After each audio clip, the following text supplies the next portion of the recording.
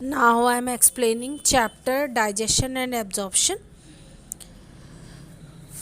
Food, its component and functions. The major component or nutrient of our food are carbohydrate, fat, protein, vitamins and minerals.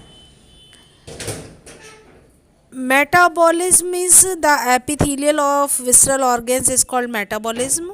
It is composed of anabolism plus catabolism.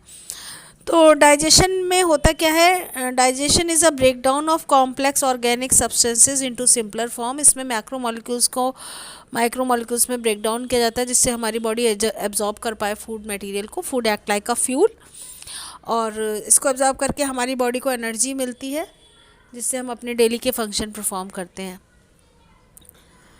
तो digestive system की बात हम लोग इस chapter में कर रहे हैं कि ह्यूमन के अंदर क्या क्या चीज़ें हैं. डाइजेशन माउथ से स्टार्ट हो जाता है. उसके बाद जो है फूड है वो माउथ में टंग और टीथ की हेल्प से उसको क्रश किया जाता है, मैस्टिकेट किया जाता है.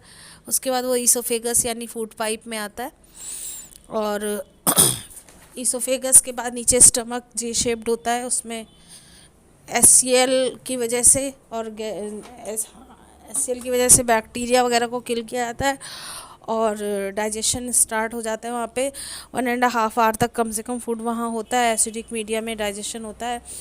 फिर उसके बाद वो डिओडिनम में फूड आता है. डिओडिनम जो है वो खुद का कोई एंजाइम बनाती नहीं है, इसलिए लिवर के पास जो ऑर्गन गॉल ब्लैडर है उससे बाइल जूस आता है जिसमें 2 पिगमेंट होते हैं, बिलीरुबिन एंड बिलीवर्डिन, और इसकी वजह से मीडिया अल्कलाइन हो जाता है. और दूसरी तरफ पैंक्रियाज होता है जो जैसे ऑरेंज कलर का होता है अंगूर के गुच्छे जैसा, उससे पैंक्रियाटिक जूस आता है.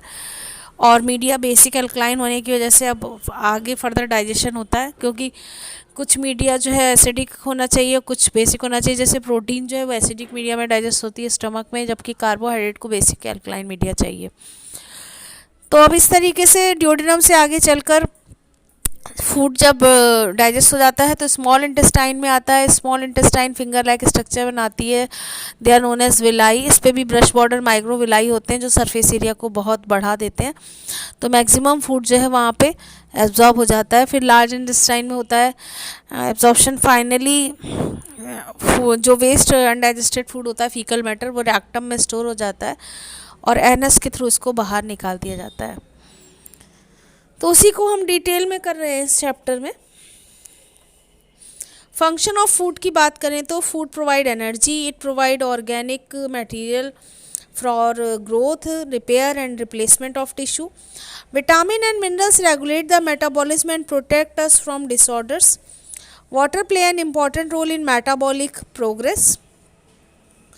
So what is digestive system? The organ concerned with digestion constitute the digestive system.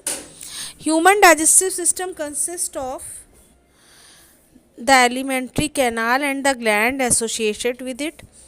Digestion occurs in the lumen of alimentary canal, that is extracellular digestion, aided by the enzymes that are secreted by the associated glands and also by the glandular cells lining the lumen of alimentary canal.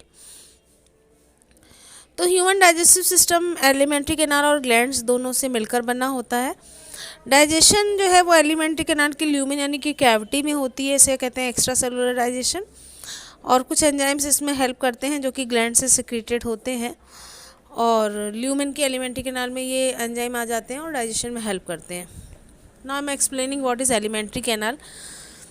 The alimentary canal starts with the mouth opening at the anterior end and ends with the anus of the posterior end. Alimentary canal mouth से start होती है और anus पे ख़त्म होती है. Anus वो whole है जहाँ से फीकल मैटर बाहर आता है. What are the parts of alimentary canal? They are buccal cavity, pharynx, esophagus, stomach, small intestine, large intestine, cecum, colon, rectum. तो बकल कैविटी की बात करते हैं. The mouth opening leads into the buccal cavity also called oral cavity where a muscular tongue is attached to the floor of buccal cavity by फर्कुलम.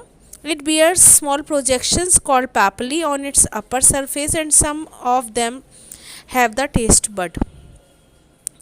Teeth of different kinds are embedded in the socket of jawbones. Ducts of 3 pairs of salivary glands open into the buccal cavity. तो 3 pair salivary gland के भी होते हैं जो बगल cavity में पाए जाते हैं। टीथ जो है वो क्रश करने में फूड को हेल्प करता है। Pharynx, the buccal cavity open into a short funnel-like pharynx that serve as the common passage for food and air. Both esophagus, that is food pipe, and trachea, that is windpipe, open into the pharynx. But a cartilaginous flap called epiglottis closes the opening, that is glottis of trachea, during swallowing. तो एक आप अपना मुंह खोल के या किसी का सामने वाले का मुंह खोल के देखें तो पीछे एक छोटा सा लटकता रहता है एक फ्लैप लाइक स्ट्रक्चर, उसको एपिग्लॉटिस कहते हैं। फूड पाइप को और विंड पाइप को बंद करने का वो एक ही स्ट्रक्चर है, इसीलिए कहते हैं खाते समय बोलना नहीं चाहिए क्योंकि अगर विंड पाइप खुली रह गई तो उसमें फूड जा सकता है, सफोकेशन भी हो सकता है, इवन डेथ भी हो सकती है। So now I am talking about oesophagus. The pharynx open into the oesophagus. अब जो ओपनिंग है फेरिंग्स उसको कहाँ खुलती है, बाकी ईसोफेगस में। Oesophagus is a thin long and muscular tube that extend through the neck, thorax and diaphragm to open into the stomach. A muscular gastroesophageal sphincter regulate the opening of the esophagus into the stomach. Stomach is a sac-like muscular J-shaped organ. J-shape होता है stomach. Located in the upper left part of the abdominal cavity, just below the diaphragm. Diaphragm के थोड़े सा नीचे. Stomach has 3 regions: a cardiac portion, a fundic portion, and a pyrolic region. The opening of pyrolic stomach into the duodenum is guarded by the pyrolic sphincters. तो stomach के 3 part होते हैं, एक तो कार्डियक पोर्शन होता है, एक fundic portion होता है, एक पायरोलिक रीजन होता है। पायरोलिक स्टमक वाला जो पोर्शन है वहाँ पे पायरोलिक स्पिंचर मसल्स पाई जाती हैं। जब फूड जो है वो पार्शली डाइजेस्टेड हो जाता है तभी स्पिंचर मसल खुलती हैं वॉलंटरी एक्शन के हिसाब से, और फिर फूड को नीचे डिओडिनम में भेजा जाता है। Next one is small intestine. Small intestine has 3 region: a proximal U-shaped duodenum, a long coiled middle part the jejunum, and a high coiled ileum.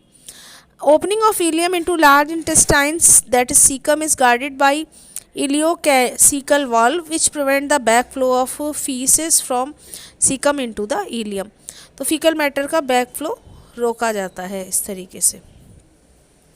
Small intestine के 3 पार्ट हैं। आगे वाला जो है वो यू शेप डिओडिनम होता है, एक लॉन्ग कॉइल्ड मिडिल पार्ट होता है जेजिनम, और एक हाईली कॉइल्ड इलियम पार्ट होता है।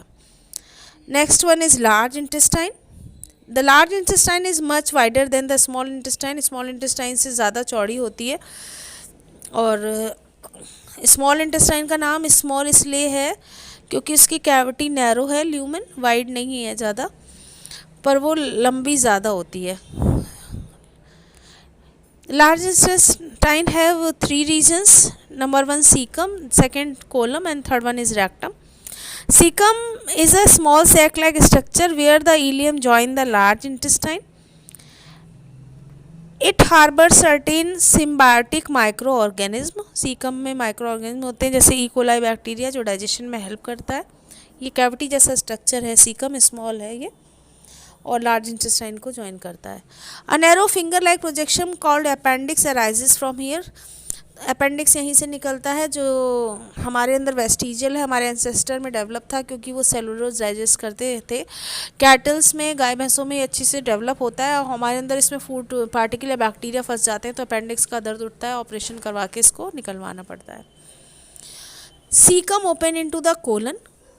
Colon is also distinguishable into 3 parts: an ascending part, a horizontal transfer part, and a descending part. तो जो कोलन वाला पोर्शन है इसमें एक तो ascending पोर्शन है, ऊपर वाला चढ़ता हुआ, हॉरिजेंटल या ट्रांसफ़र पार्ट है जो हॉरिजेंटली प्लेस्ड है, और फिर नीचे की तरफ जाता हुआ रेक्टम की तरफ जाता हुआ डिसेंडिंग पार्ट है। Next one is rectum. Rectum is the last part of large intestine where the faecal matter is stored. तो रेक्टम लार्ज इंटेस्टाइन का सबसे आखिरी वाला पोर्शन है जहाँ पर वेस्ट मटेरियल हमारी बॉडी का स्टोर रहता है, फीकल मैटर स्टोर रहता है। It opens to the outside, anus के थ्रू खुलता है रेक्टम, और इसी से वेस्ट मटेरियल को हमारी बॉडी से बाहर निकाला जाता है।